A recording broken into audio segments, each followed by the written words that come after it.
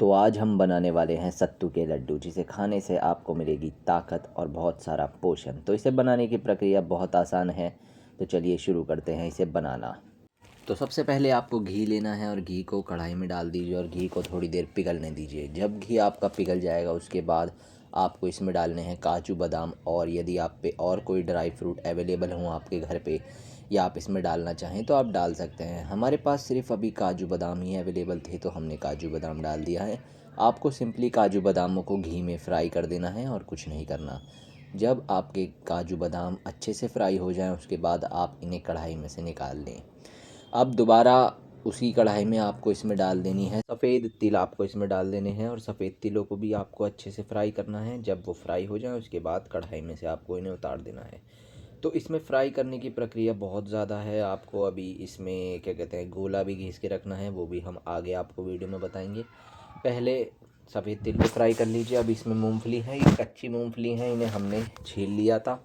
इन्हें भी आपको अच्छे से फ्राई कर देना है, घी में ही फ्राई करना है।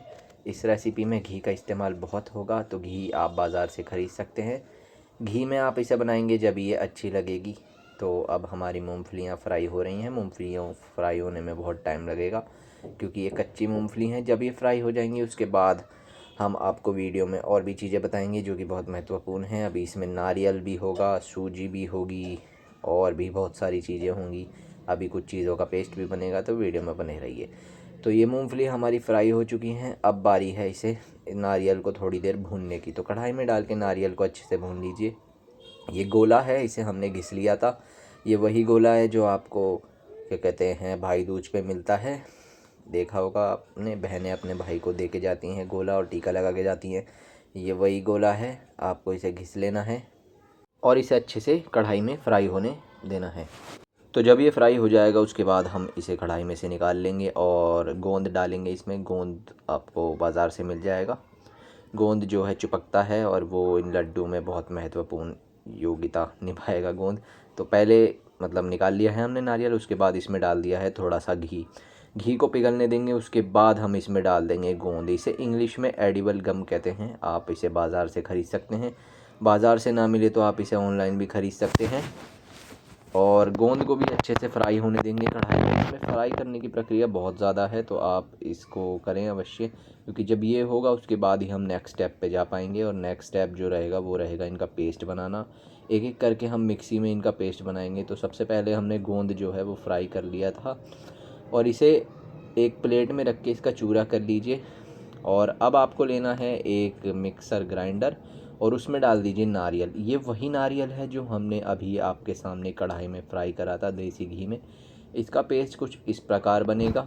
तो नारियल का पेस्ट आपको बना देना है। अब बारी है, पहले इसका पेस्ट को साइड कर देते हैं। अब आपको दोबारा मिक्सर ग्राइंडर लेना है और उसमें मूंगफली डाल देनी है। मूंगफली जो कि हमने आपके सामने ही अभी फ्राई की थी, और ये रहा गोंद जो कि हमने तला था। और उसके बाद इसे गिलास से या कटोरी से किसी चीज़ से फोड़ दीजिएगा तलने के बाद, फिर उसे मिक्सर ग्राइंडर में डालिएगा। तो ये रहा गोंद और ये मूंगफली पीनट्स। और अब हम इसको भी पेस्ट बना देंगे और इसका पेस्ट बनने के बाद कुछ ऐसा हो गया है ये। अभी हमने सिर्फ नारियल का पेस्ट बनाया है अलग, और दूसरा ये रहा नारियल का पेस्ट, देख सकते हैं आप। और अब हम इसमें डाल देंगे मूंगफली और गोंद का पेस्ट। तो याद रखिएगा, कलर देख लीजिए कौन सा नारियल है और कौन सा मूंगफली और गोंद है। आगे ये बहुत ज़्यादा महत्वपूर्ण होंगे वीडियो में, क्योंकि आगे बहुत सारे मतलब चूरा ही मिलेगा सबका, फिर उसके बाद हाथों से लड्डू बनाएंगे। तो अब आपको दोबारा कढ़ाई ले लेनी है और दोबारा उसमें देसी घी डाल देना है। देसी घी को थोड़ी देर पिघलने देना है। उसके बाद इसमें आपको डाल देने हैं मखाने। मखानों को भी सिंपली कुछ नहीं करना है, मखानों को भी फ्राई करना है। इस रेसिपी में फ्राई करने की प्रक्रिया बहुत ज़्यादा है और आइटम भी इसमें बहुत, अभी 5 से 6 आइटम तो आपके सामने अभी डल गए। अभी 1-2 आइटम और बचे हैं, वो भी डलेंगे। तो सबसे पहले मखाने हमारे फ्राई हो रहे हैं। मखानों को फ्राई कर देते हैं अच्छे से, क्योंकि मखाने अच्छे से फ्राई होंगे जब ही अच्छा सा टेस्ट आएगा इनमें। मखाने फ्राई हो चुके हैं। अब धीरे धीरे आपको क्या करना है, कढ़ाई में से इन्हें निकाल देना है। धीरे धीरे कढ़ाई में से निकाल के इन्हें भी मिक्सर ग्राइंडर में मखानों को भी पीस लेना है, क्योंकि ऐसे डालेंगे लड्डू में तो अच्छे नहीं लगेंगे, इसलिए आपको इन्हें मिक्सर ग्राइंडर में डाल के इनका भी पेस्ट बना देना है। अब कढ़ाई में दोबारा आपको घी डालना है, वो पेस्ट मखानों का अलग बना दीजिए और कढ़ाई में दोबारा घी डाल दीजिए।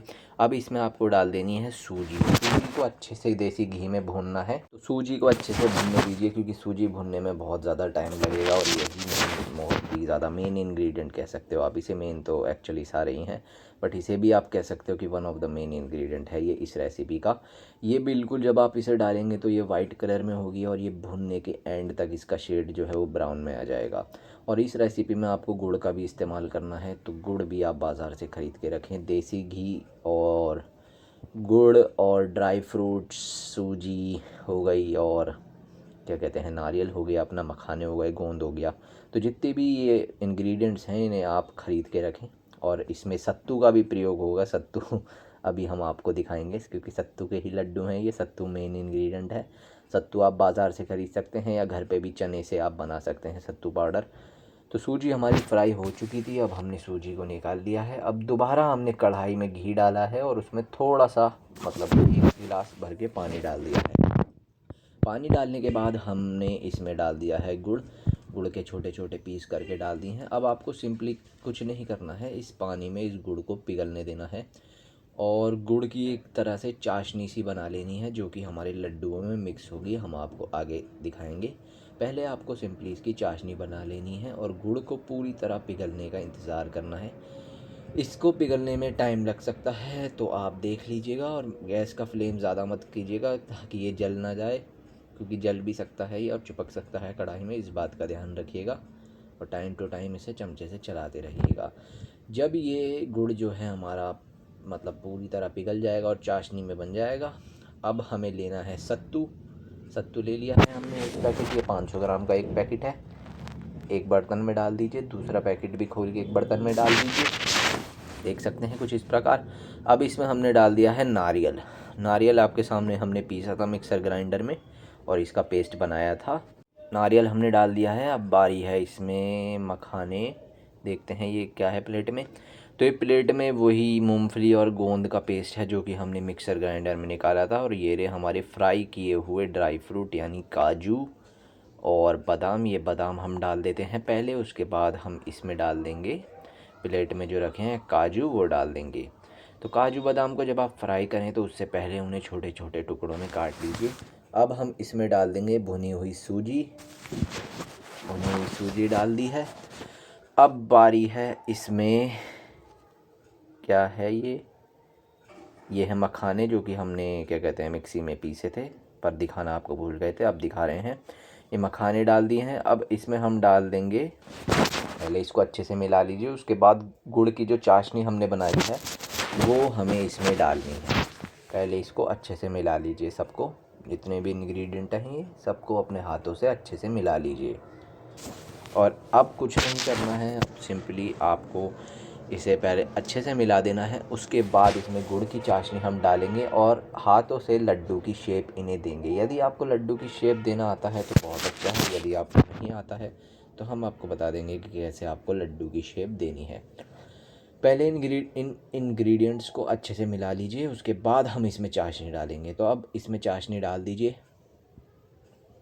और चाशनी पूरे क्या कहते हैं सारे इंग्रेडिएंट्स में मिल जानी चाहिए। उसके बाद आपको इन्हें लड्डू की शेप देना है। तो सबसे पहले ये जो सारी चीज़ें हैं ये तो एक साथ मिलेंगी, मतलब आटा सा तैयार हो जाएगा ये। उसके बाद इन्हें लड्डू की आपको शेप जो है वो दे देना है। तो पहले इनको चाशनी को सबके साथ मिला लीजिए अच्छे से अपने हाथों का इस्तेमाल करते हुए। उसके बाद हम इन्हें लड्डू की शेप देंगे। तो अब बारी है इन्हें लड्डू की शेप देने की। पहले ये अच्छे से मिल जाए, मिलने में टाइम ले सकता है। तो कुछ इस प्रकार से आपको इसकी एक बॉल सी बना लेनी है और आप अपने हिसाब से साइज़ इसका बना सकते हैं। बड़ा बनाना चाहते हैं तो बड़ा बना लीजिए, छोटे लड्डू बनाना चाहते हैं तो छोटे लड्डू बना लीजिए। और ये लड्डू खाने में बहुत ज़्यादा आपको बेनिफिट देगा और ये बहुत ज़्यादा हेल्दी है और हाई इन प्रोटीन आप कह सकते हैं। तो यहाँ पर जो सत्तू के लड्डू की रेसिपी थी वो हमारी बन के कंप्लीट हो चुकी है और ये खाने में बहुत ज़्यादा टेस्टी है और बहुत ही पोषण है और सेहत के लिए गुणकारी है। तो इसे आप बनाएं, सर्दियों में खाएं और कमेंट में ज़रूर बताएं कि ये रेसिपी आपको कैसी लगी।